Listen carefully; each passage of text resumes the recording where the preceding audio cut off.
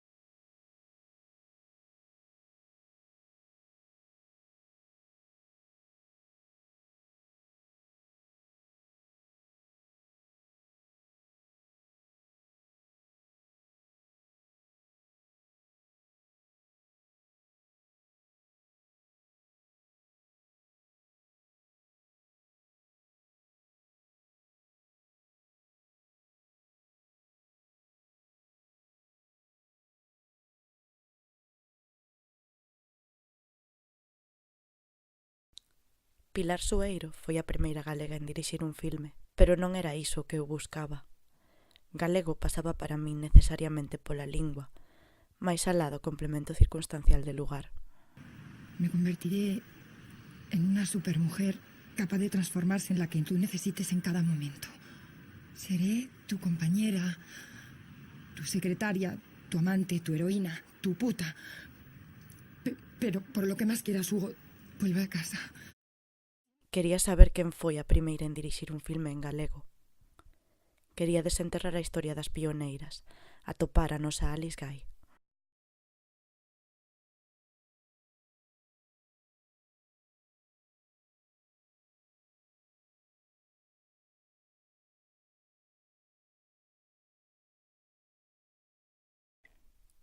Era iso o que eu buscaba? Un xenocinema galego? Un xenocinema galego en galego? Buscaba acaso referentes?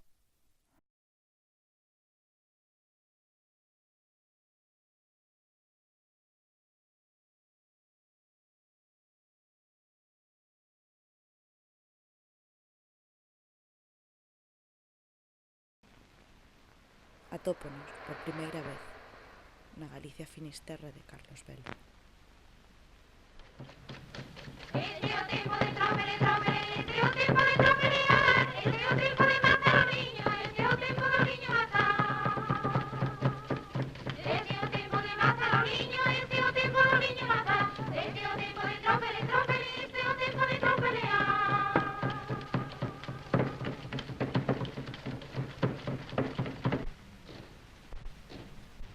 Durante o franquismo, a escuridade. Aínda que Galiza desaparece como centro de produción cinematográfica, aparece como obxecto pasivo de producións como as de Suevia Films, que ofrecen unha imaxe colonial de Galiza, poboada de tópicos anacrónicos e falsos tipismos. Te quiero como no he querido a nadie en este mundo. ¿No ves lo feliz que soy? Y no me voy a alegrar, mujer. El que puede que no se alegre tanto será tu padre cuando se entere. ¿Sabes que por defender el buen nombre de mi hija estoy dispuesto a todo? En contraposición, destacan os intentos dos grupos en Roba, Lupa e Imaxe por desenvolver un cinema propio. Tamén eu sofrín males de amores na miña mocedade. Xa buscarás unha muller goberneira. Baixa do freixo e deixa de facer parvadas. Veña. Non baixo. Se non me mato, morrerei de tristura. E iso é peor. Entre as iniciativas de carácter militante dos 70, destacan os filmes do catalán Lorenz Soler, que realiza en Galiza documentais como O Monte é Noso. Mentres Laura Mulvey e Claire Johnston revolucionan a crítica cinematográfica coa introdución das dúas vertentes que polarizarían o debate feminista en anos posteriores, o noso cinema loita por se construir coa saída da dictadura. A terra é nosa, seguimos coa mesma lucha e a mesma idea, porque a terra hai moito tempo que quedou aí dos nosos antepasados e nunca tuvo outros dueños máis que todos os veciños en man común e querémola tal e como nos la deixaron nosos bisabuelos, abuelos e pais. Nos 80 xurdirá a xeración de videastas, Xavier Villaverde, Manuel Abad ou Antón Reixa, que procuran unha ruptura radical cos tópicos da representación hexemónicos ata o momento en Galiza. Eu buscaba unha Cecilia Bartolomé, unha Josefina Molina, unha Pilar Miró. pero era aínda cedo demais para nós.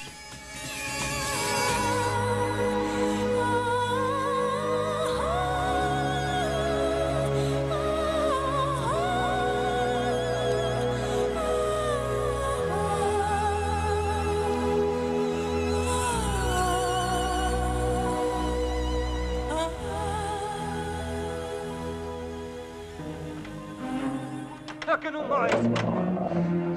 Me cago en xora! Sal daí! Sonxa, abre!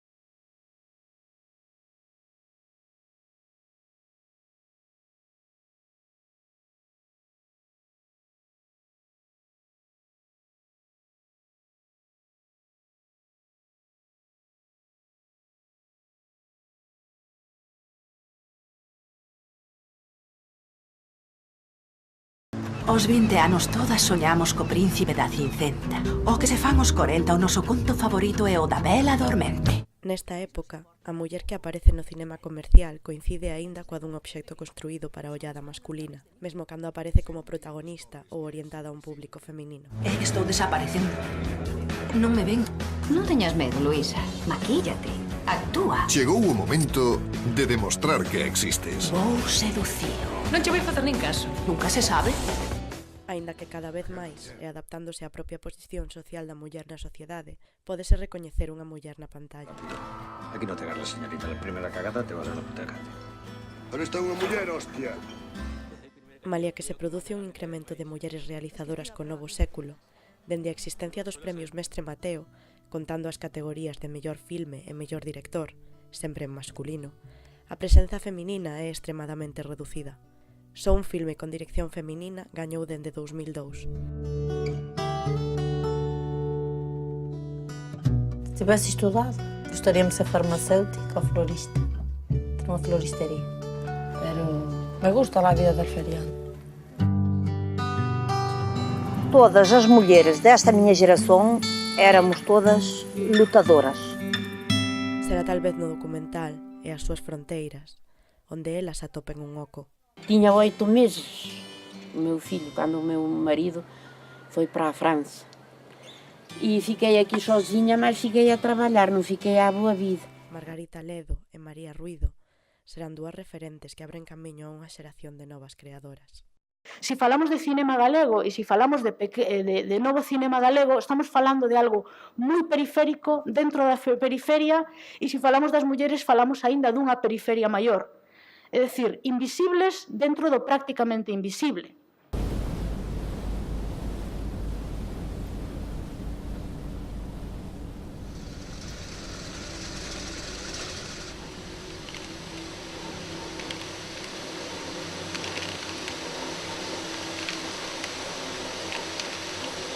Especialmente nos 2000, o abaratamento das tecnoloxías de produción de imaxe permite superar as dificultades dun sector xerarquizado no que a presenza de mulleres en postos de poder ou responsabilidade, como a dirección, atopa aínda dificultades.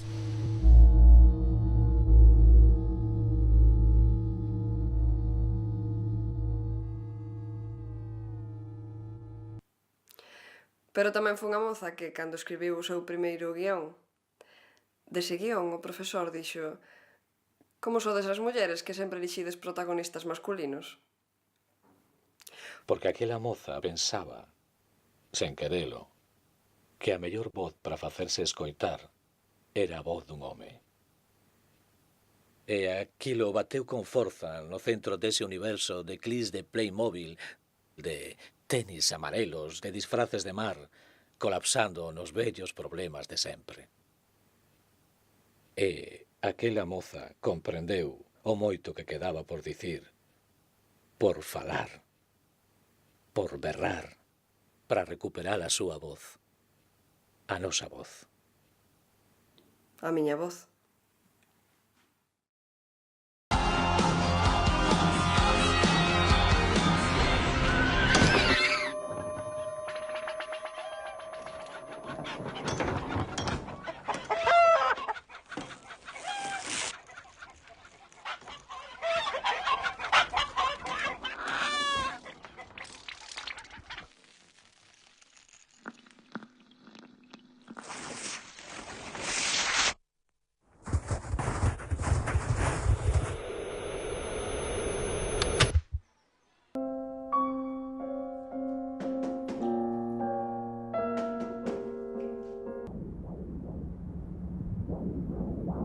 Ei, guapa.